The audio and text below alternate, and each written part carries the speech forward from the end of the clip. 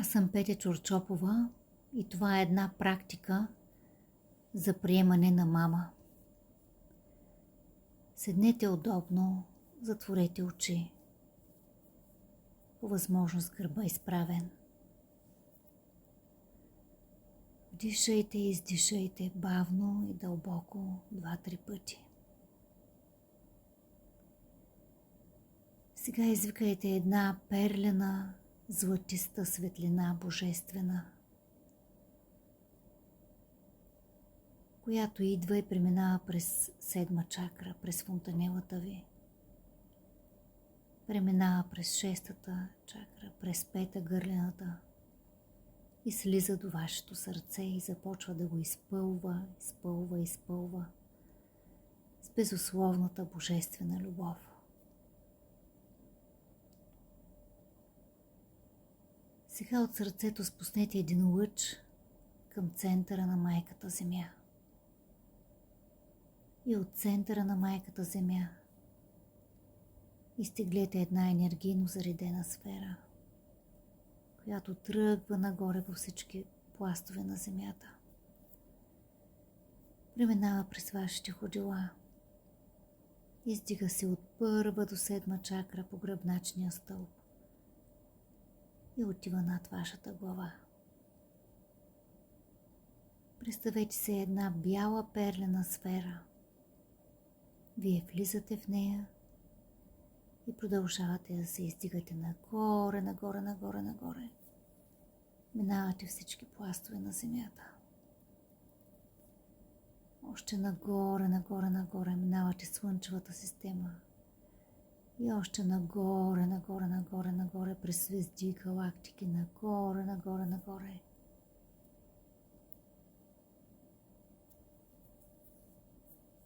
През розовата мъглевина, законът за милосърдието. И още нагоре пътувате. Сега някои от вас ще видят, други си представете една бяла перлена сфера. Там сте напълно защитени от всичко. Това е местото на Създателя на всичко, което е източника. И влезте в тази сфера. Вижте една бяла, просторна, голяма стая с 2 кресла. Седнете на едното кресло. И сега влиза човек в тази стая. Това е вашата майка.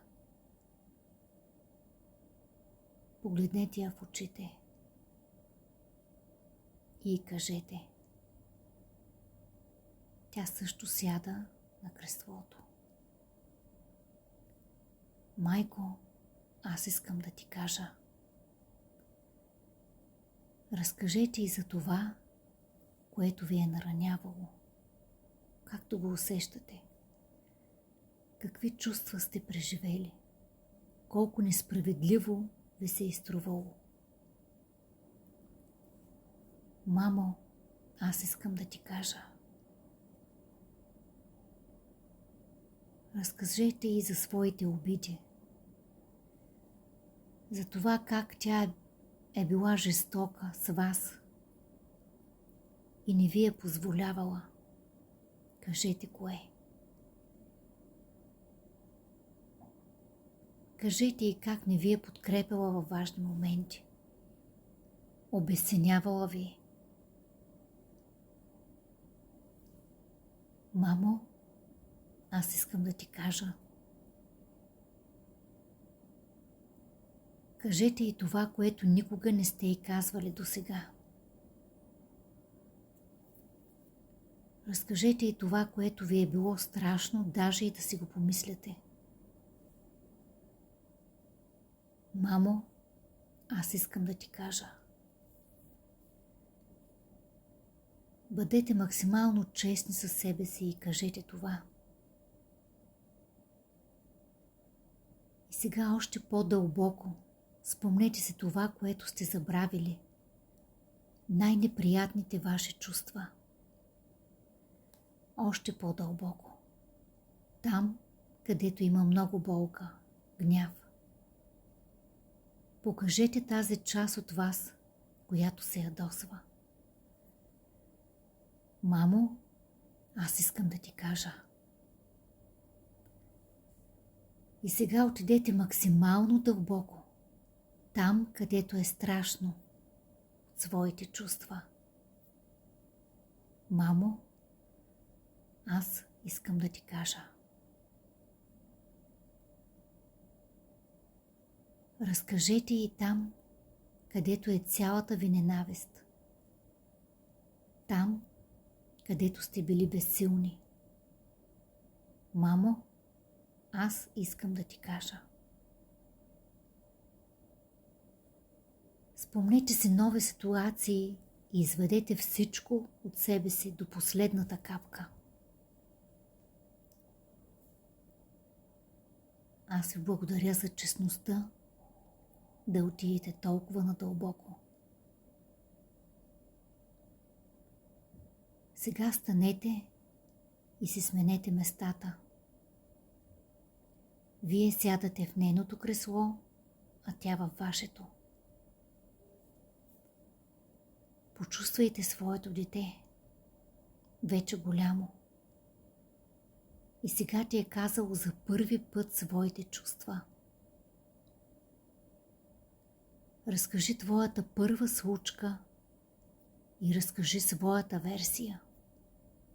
Какво си искала в действителност? Какво ти като майка си искала за детето си? Както си виждала всички тези ситуации? Помниш ли за тях?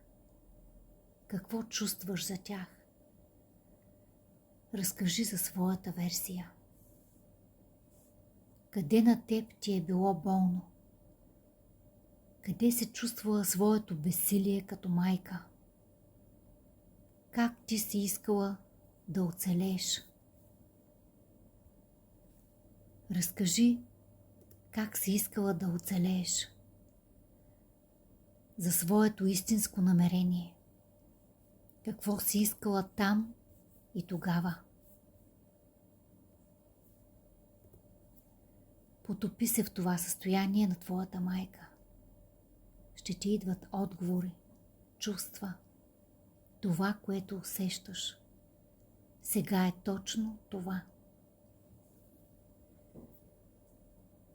Ние се раняваме един друг с това, че самите ние не сме много наранени или ни е много болно, или искаме любов. А сега стани и се върни в своето кресло. А мама се връща в нейното. Сега ти знаеш пълната картина. Как са изглеждали нещата. И кажи на мама. Мамо, аз те приемам за това, че си. Мамо, аз те приемам за това, че си била груба. Била си студена, агресивна към мен. Не си ми показвала любов. Приемам това, че не си ме разбирала. Кажете с какво я приемате. С това, че е изглеждала не така, както аз съм искала. За отношенията с татко. Мамо, аз те приемам за това, че не си ме подкрепила. Че не си била винаги до мен.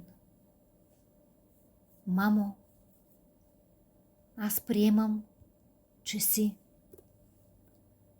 Ако не можете да приемете нещо, то и кажете. Аз не мога да приема, че...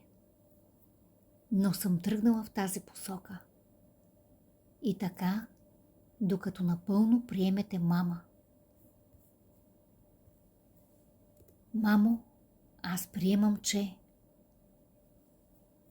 и отидете още по-дълбоко в приемането си. Аз ви благодаря за готовността да отидете толкова надълбоко. Мамо, прости ми за моята студенина към теб, за моите думи, за лъжите. Мамо, прости ми за... Опишете още ситуации, които искате да ви прости. Мамо, прости ми за това, че те осъждах, за това, че не те приемах, че не исках да говоря с теб. Прости ми за невниманието, за жестокостта, за това, че съм те мамила. Благодаря ви за честността. Мамо, аз ти благодаря за искрено, честно, от душа. Мамо, аз ти благодаря, че си ми подарила живот. Мамо, аз ти благодаря, че мога да дишам, да вдишвам прекрасните аромати. Мамо, аз съм виждала толкова ярки залези. Аз съм се влюбвала. Изпитвала съм такива чувства, благодарение на теб. Мамо, аз ти благодаря, защото си ми подарила живот. Моите резултати са твои резултати. И всичко това благодарение на теб. Мамо, преди си мислих, че правих всичко сама. Но се оказва, че всичко това е благодарение на теб. Аз така съм се смяла, такива чувства съм изпитвала и всичко това благодарение на теб. Аз се учих да се отстоявам, да се бунтувам, благодарение на теб. Ти си ме научила на това. Ти си ме защитавала, както си могла. Това е, защото си ме учила. Аз така съм ти благодарна. Миличка мамо, всичко това е благодарение на теб. И имам деца благодарение на теб. Само защото ти си ме дала живот. Почувствайте благодарност. Само за това, че сте живи. За всички чувства в живота си. За радостите, за победите. И за това, че можете да живеете. И за всичко това, че мама ни е дала живот. Почувствайте тази голяма, дълбока благодарност. И сега вие ставате от креслото. Хванете я за ръцете. И от центъра на сърцето ви нека излезе поток от бяла светлина, безусловна любов, без оценка, без изисквания, чиста светлина. И от нея излиза такъв поток безусловна любов. Дайте на тази енергия да тече. Пропуснете я през тялото и вижте как изпълва всяка ваша клетка. Прегърнете мама и кажете: мамичко, аз съм ти толкова благодарна и аз така те обичам. След това я пуснете да се тръгне и благодарете за тази практика. А сега вдишайте и издишайте дълбоко.